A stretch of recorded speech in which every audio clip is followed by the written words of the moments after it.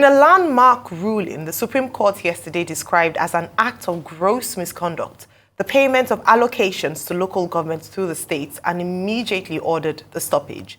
The judgment handed financial and political autonomy to the local governments to remove them from the stranglehold of state governments.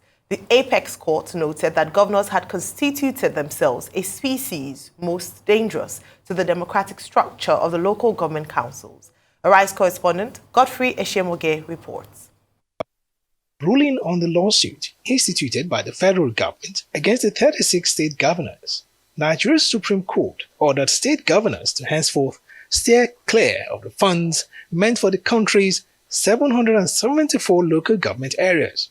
The Apex Court says the control of funds of the local government councils by the states is unconstitutional. This judgment ensures full financial and political independence of the local government areas from the control of the state governors, who until now control the funds and constitute caretaker committees to run the affairs of the local government areas. In the lead judgment, prepared and read by Justice Emmanuel Agim, the court orders that henceforth funds meant for the local government councils be paid to them directly from the federation account and not through the state governors. The court holds that the provision of the Constitution that funds meant for the local government councils be sent to the states is for them to act as trustees for the onward allocation of same. It adds that the states are therefore not required to hold on to the money and use at will. It says that the states are exploiting the roles handed them by the Constitution by using funds meant for local government councils.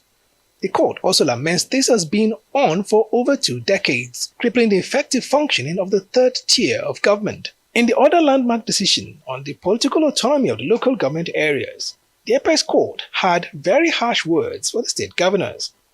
It noted that state governors have for over 20 years constituted themselves a species most dangerous to the democratic structure of the local government councils. It holds that caretaker committees installed by these governors is illegal, as they have no powers to do so. The Apex Court orders immediate compliance by the state governors to the judgment. We are excited that finally freedom has come to the people of Nigeria. Freedom has come to the people. The democracy can now be entrenched in all the 774 local governments in Nigeria. Our people can now see rapid developments. So we just want to thank God Almighty for giving us a president like Bola Ahmed Tinubu, who has had the courage to take this step by coming to the proper place to say, let the proper interpretation be made to give life to the third tier. Bola Ahmed Tinubu is very determined to change the face of democracy, because that's 3 tiers of government we are always taking. Local government, state government and federal government. Before, the local government is no longer in existence, because without finance you can't do anything. That's why security challenges is always persistence. Criminals are operating in the local government level, because the local government level there is no government existing. The judgment on local government autonomy have just been delivered by the Supreme Court. We will get the certified true copy of the judgment as a body, the body of State Attorneys General of the Federation. We will study it and then we will come up with our statement on it. The leadership of the Association of Local Governments of Nigeria, ALGON, hailed the Supreme Court decision as one that will change the whole dynamics of the governance structure in the country.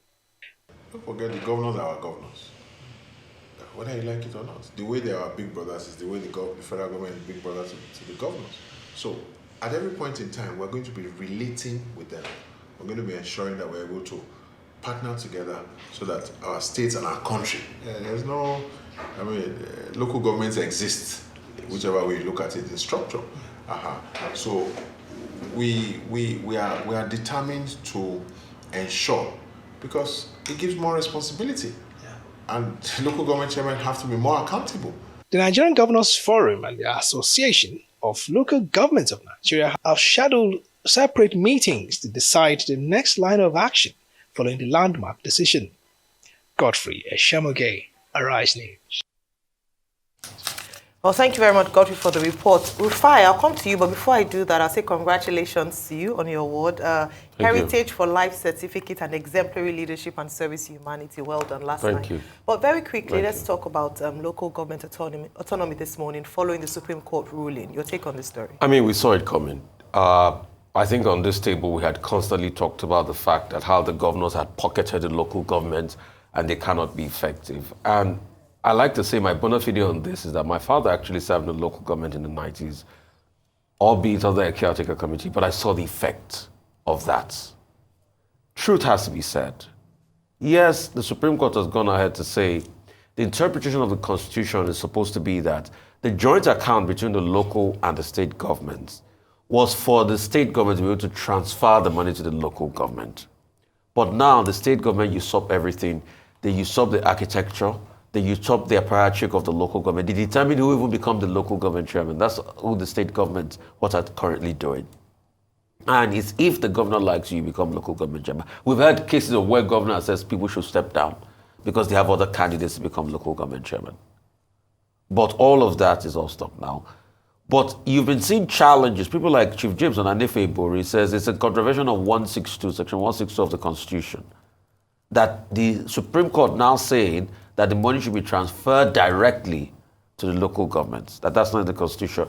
But the position of Justice Emmanuel Agbemi yesterday was the fact that since the local governments have constantly violated this in a very evil manner, now why don't we just go ahead, and he's making the pronouncement that the money should go ahead and transfer directly to the local government accounts. And this is not the start of it. In fact, President Buhari tried to bring sanity to the system, but he signed an executive order, but that didn't hold weight. The question is, how are we going to ensure the implementation of this? Because you know why?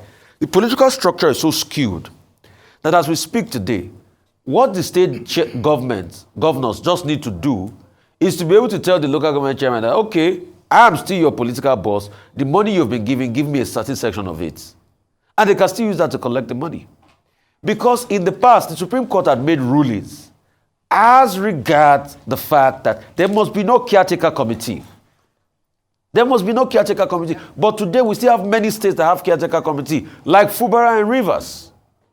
So if they had violated the Supreme Court before, who says they cannot continue to violate the Supreme Court now? So even when the monies are transferred to the local government, they can still go to the back and circumvent it. So that's my fear. And also, will this not lead the local government chairman to become overlords? That's another part of the argument. So there are many sides to it. It's a good day, for justice, for those that say the local government should have more autonomy, but also when you see the broken political structure of Nigeria, it becomes more problematic. Okay, quite a number of persons have hailed this development, this ruling by the Supreme Court. The CNPP has done so, the Arewa think tank has done so, the NLC president has done so, Labour Party, Waziri Adamawa, Atiku Abubakar has hailed it. And there's been congratulations around the place that this will guarantee local government autonomy, financial autonomy, to the extent that it addresses the age-long problem between states and local governments. The only man who has objected is former governor of Delta State, James Onanefe Ibori. Now, this ruling, with Justice Emmanuel Agim delivering the lead judgment, raises a number of issues. As a student of the subject, I see more questions than answers. Where we have answer is with regard to caretaker committees. And the Supreme Court upheld its earlier decision, because there's a precedence in that regard, that Section 7 of the 1999 Constitution is very clear. It says that, local governments will be democratically elected persons. That much is very clear. Now, the second part of it has to do with the ruling with regard to finances, where His Lordship, Justice Agim, was looking at Section 164 sub 2. And he made the point that, yes, whereas 164 sub 2 says shall in law means mandatory. It means obligatory. Now, Nide says, because it has not worked, from Thursday, Monies should be paid directly to the local councils. My question here is where I'm confused, and I confess my confusion. Is the Supreme Court now making laws? What they teach in legal theory is basically in the law faculties is Austinian positivism. Austinian positivism says that there is a difference between law and morality. It also says that the law is what the lawgivers give. So that's the source of my confusion. Will it have been better if their lordships had recommended that the National Assembly, which has the responsibility for lawmaking, should take a second look at Section 162, Sub 4, Sub 5, and maybe by extension, Sub 6, with regard to the creation of state, joint, and local government accounts. Now, by their ruling, does their ruling immediately abrogate that section of the Constitution? Because the Constitution has not been amended. So I guess we'll receive more education on this subject, but for me, it's confusing. Now, there are two ironies. President Tinubu has been appropriately congratulated in terms of the ideological position behind this. But President Tinubu, as governor of Lagos State, created SCDAs, not recognized by the Constitution. So what happens to those SCDAs in Lagos? They call them local government development authorities. Because with the effect of this ruling, it means that those SCDAs have become inchoate because they are not recognized by law. Now, the second other irony is that the Attorney General of the Federation, Lateef Fagbemi, he was loyal to the governors when the governors challenged this particular matter previously. Now, as Attorney General, he says, this is the position of government. But we keep learning. Law is a living subject. We keep learning every day. The third one is a paradox. Now, when Governor Fubara was talking the other day, he was saying that 80% of the states have caretaker committees. Well, I've said with caretaker committees, the Supreme Court is clear. Okay? Now, it means that those caretaker committees in Rivers State, with the effect of this judgment, by this morning, no longer exist. I hope, the interpretation will be given out, not just Rivers State, in all the states where they have caretaker committees. Finally, the points raised by James Ibori about this is an assault on federalism and all that. Well, that issue we'll have to argue further. I don't want to take, he has 5 points. I don't want to take his 5 points one by one. But I think the technical thing is about the right, the power of the Supreme Court, to just amend the law by fiat. Maybe perhaps this is one occasion when we will remember Justice Okuta, who said that the people who sit on the Supreme Court bench are, human beings, and they can also make mistakes. But I will expect to be better educated in that regard. I'm just quoting whatever I learned in legal theory and all of that. But finally, Serap is saying that with the effect of this law, all the state governments that collected money and diverted from local councils, they should refund the money. I expect that Serap will go to court to push this further. Yes, I'm sure they will. Now, with regards to this, a number of things are highlighted. Yesterday's ruling by the Supreme Court was hailed as victory for the autonomy of local governments. And this is something we've talked about a number of times with regards to, in strengthening democracy, the people who are closest, or the arm of government which is closest to the people, ought to be strengthened so that the people who voted them in can hold them to account. And part of this strengthening is, number one, that it is the person whom the people voted for that would be in office, not a caretaker committee appointed by the governor. And number two is that the local government chairman will have, or chairperson will have, autonomy in terms of financial autonomy, so that the people can also hold them accountable to some of the services that ought to be protected or provided by the local government. Currently, what we have is a blurring of the lines between the services or the functions of the local government and the state government, such that the local governments seem to have been subsumed by state governments. And unfortunately, that doesn't all go well for democracy,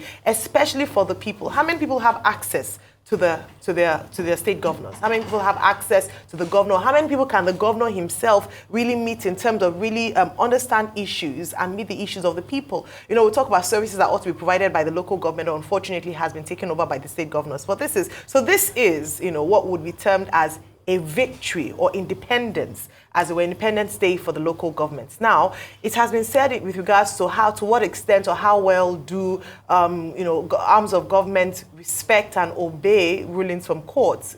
A case in point, of course, has been mentioned, is the caretaker committee and the illegality of it. Now, one of the things that I must say is that was highlighted yesterday was also the complicity or perhaps the lack of oversight of State House of Assemblies who support the governors in this unconstitutionality, whereby they create caretaker committees, then the State House of Assembly support it with creating laws that would enhance or enable the state governors to continue. So what happens next? The first thing is that, as has been said, the local government or the state governors must now obey this ruling, such that when funds are released to the joint account, it is disbursed immediately, or as the ruling has said, given directly to the local government chairman. Now, the onus is then on the local government chairman to ensure that the monies allocated is used for the good of the people, repairing of roads, for instance, the state of our schools, for instance, security, local security, for instance, and protecting, local traders and local business owners in their jurisdiction. And then for the people themselves to know their local government chairman and hold them to account. If you ask, of the 774 local government areas in Nigeria, how many people know their local government chairman? How many people know how to access them, how to send complaints or send reports? The only thing they hear sometimes is when levies are charged and it's going to the local government. But a lot of people have not gotten to engage with their with the local government chairman. So this is time for people to also take up active citizenship. Democracy is the responsibility of all, the government and the people. We must hold them to account and also ensure that we are able to ask for what is due to the people and ensure that what is right is being done. Now, move on to our next story. Yesterday, a statement was made on Thursday on our flagship breakfast show, The Morning Show, by former president of the Nigeria Bar Association, Dr. Olisa Agbakuba, senior advocate of Nigeria, regarding Mr. Tony O. Elumelu. And this has been found to be incorrect and has been recanted by Dr. Agbakuba himself. It was learned that Dr. Agbakuba has immediately apologized to Mr. Elumelu for the error, and he will appear on an upcoming show to formally retract the statement.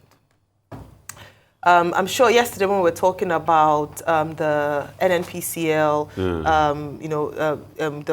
the state of our assets in terms of oil and gas, we had that very robust interview with Dr. Agbakuba, and he'd mentioned just on the line companies, and he had talked about the person in question. I think it was important thing is he had apologized. He said it's an error, is recanted, and I think like the statement says out there, maybe in further dealings he would come on the air and be able to, make appropriate clarification as regards that.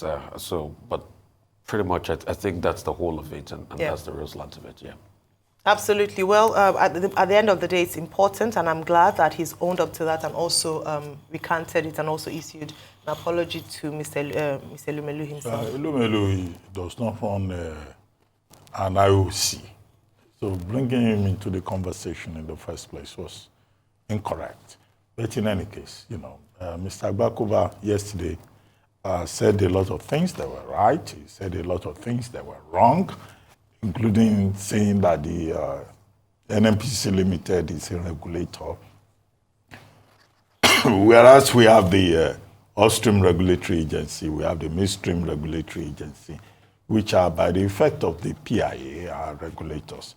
But it's good that the learned senior advocate of Nigeria has corrected himself. I think it shows strength of character, it shows humility, that when you make mistakes, you say, well, I'm sorry, I didn't get it right. So we should respect him more. Absolutely. That he has the humility to correct himself. Absolutely, definitely. Well, let's move on to this next report. Africa Re hosts transformative agriculture insurance workshop in Accra, Ghana. The African Reinsurance Corporation, Africa Re, is currently hosting a 3-day agriculture and climate insurance workshop at the Labadi Beach Hotel in Accra, Ghana. The event, which started on Wednesday, July 11, and has brought together delegates from across Africa to share knowledge and experience on developing the agriculture insurance market in West Africa. The conference will run until today, Friday, July 13, and will end with a field trip to the Wong irrigation scheme at Asut Suare. Agriculture remains a pillar of Africa's economy and is critical to the continent's quest for economic prosperity.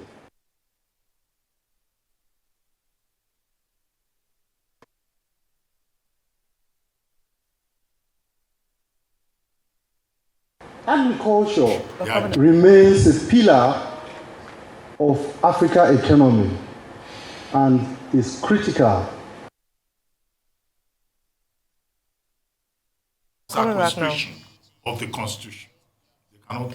Well, we'll definitely show you that shortly afterward.